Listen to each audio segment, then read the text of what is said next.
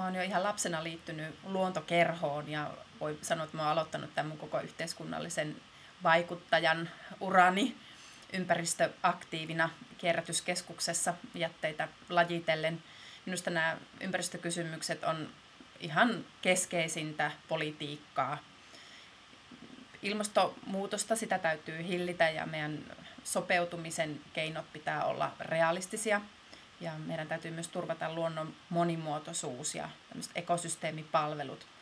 Kaikki tämä ihmisen tekeminen pitää sovittaa ympäristön kannalta kestävästi, että luonnon kantokykyä ei saa ylittää.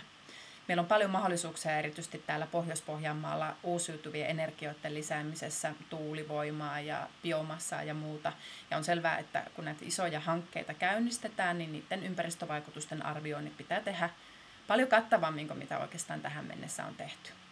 Lähiruokaa kannatan ja on valmis edistämään pohjoisen lähiruuan tuotantoa ja tulevaisuutta.